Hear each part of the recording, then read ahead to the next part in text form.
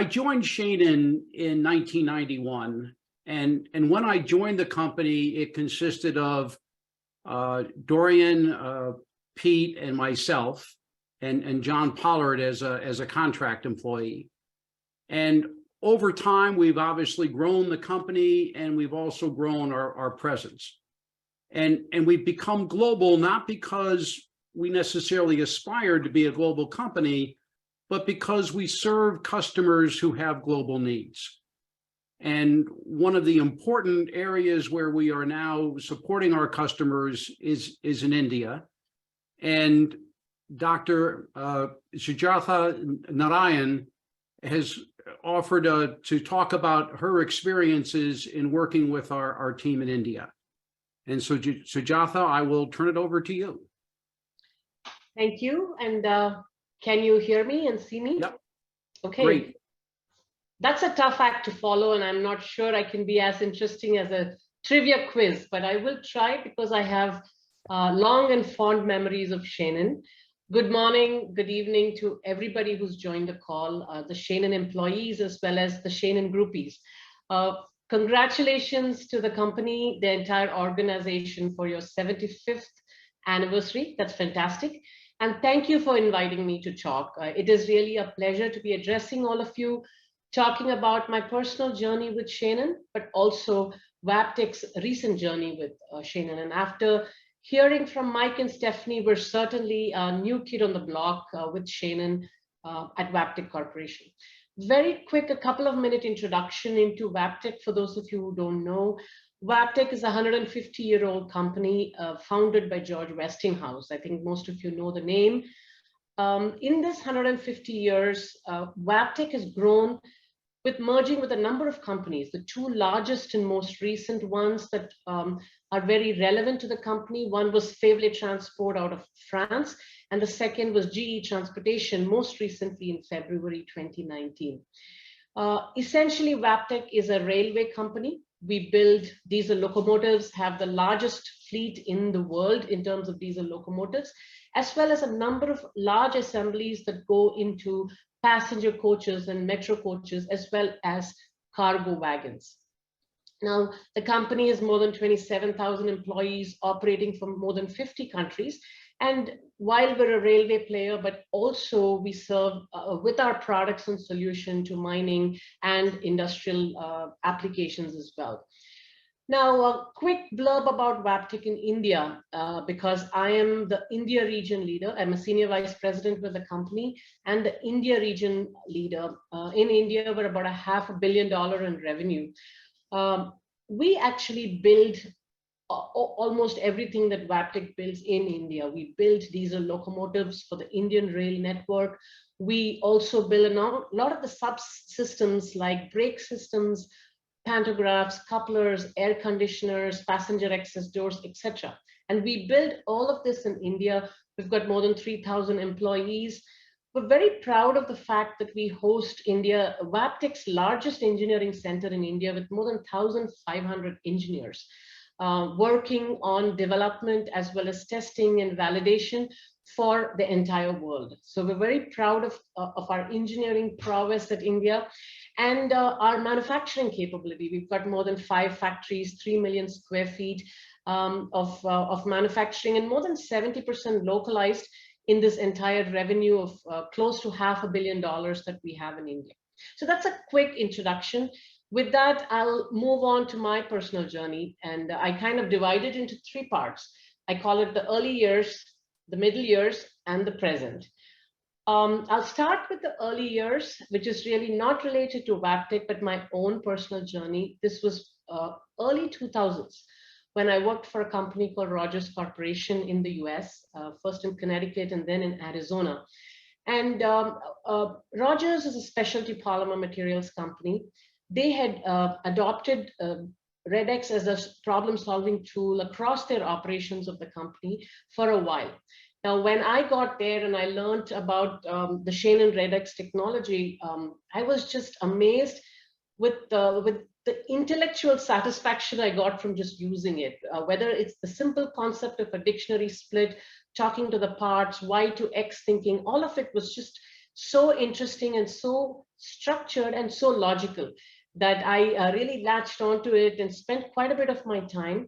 I have a really interesting example to share here. Way back in December 2003, that's when many of you, especially for those of you from the US, will remember that the thinnest phone of the world was introduced. This was the Motorola Razr. I'm sure most of you have owned a Motorola Razr sometime in your life. The Motorola Razr had a keypad. This was before the touch phone became popular. And the decision to whether the keypad could be lit or not depended on whether an extremely thin electroluminescent light lamp could be developed. This is where Rogers came in and developed, we moved from a thick film Indian tin oxide system to a in-house silver printed thin film electrode for the electroluminescent lamp. As we were developing this for the Razr phone, we actually ran into some problems of blackening. And it was quite a struggle for us. We were under a lot of pressure because of timing and the opportunity that we didn't want to lose. And Shainin really came to our rescue. We used the Shainin methodology, identified the red X to be silver migration, which is a known phenomena.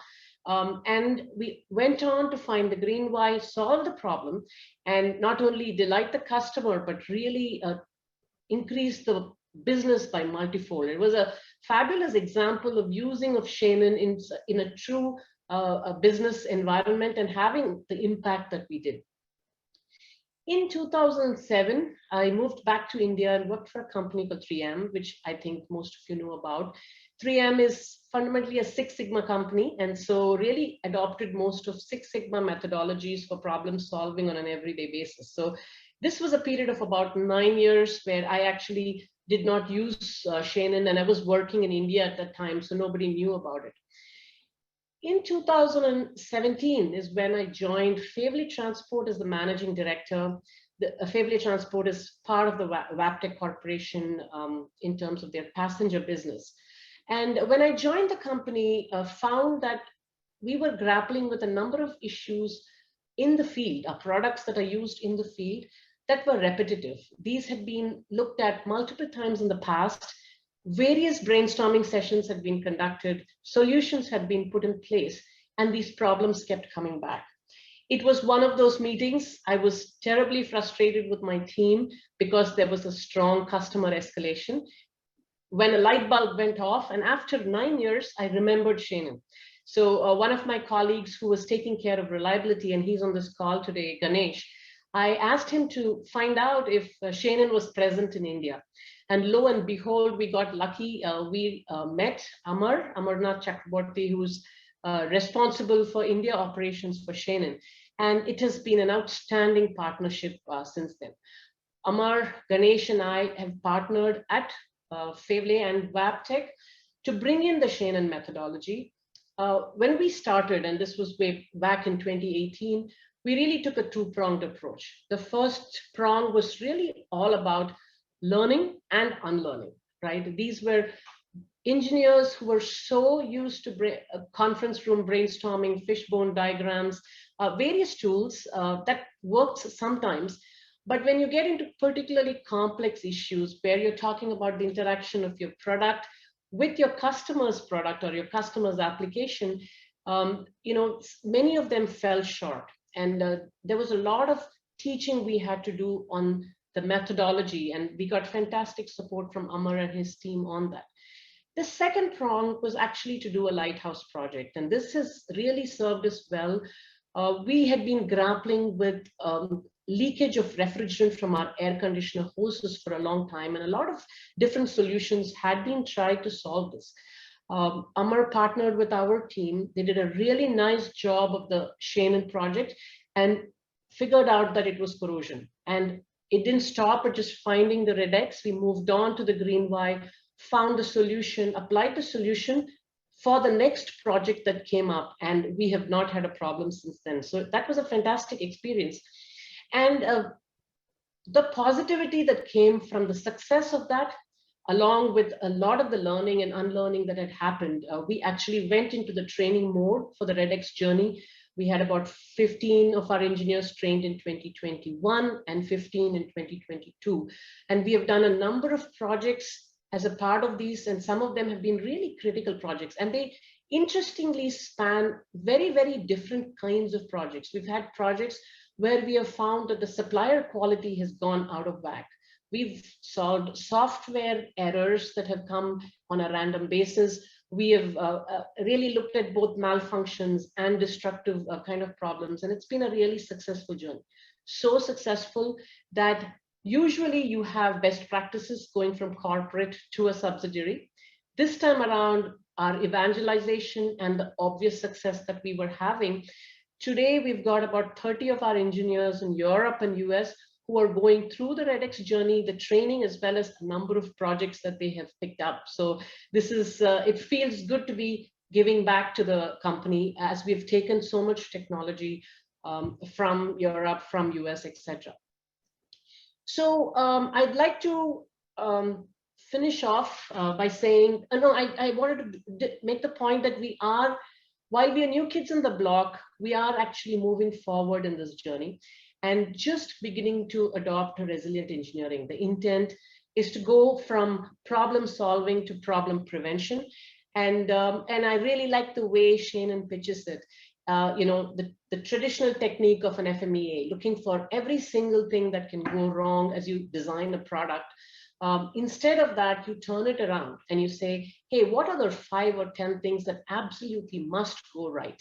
And you design your product for that. And so we have just started the journey. We've picked a complex product, which is going to explode in growth in the coming months and years. We just can't afford to go wrong. The customer will see train stoppages if that happens. And so we are adopting resilient engineering for that. And I really believe we're taking the bull by its horns and, you know, getting in front of potential problems that can come up in the future. So, you know, just to finish off, why do I sound so passionate about Shainin REDX? Why do I love it so much?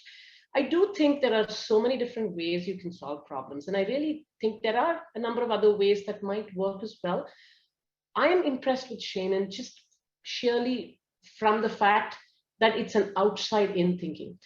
Very often, we were facing multiple problems where the customer would say, your system is not working. We would bring it in, we would test it, and it would say no fault found.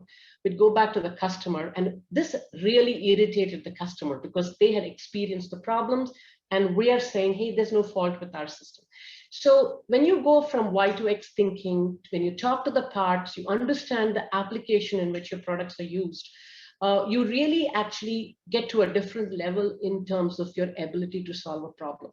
And very simply put, I just find it to be an intellectual high when I'm listening to a presentation when the Shainin REDX methodology has been used. It's been an amazing experience working with Shainin. I want to thank Amar and everybody else who have, Konstantin and others, and everybody else who has supported us. Thank you so much for your support. We look forward to the journey in the future. And thank you for the opportunity to speak to you all today. Thank you.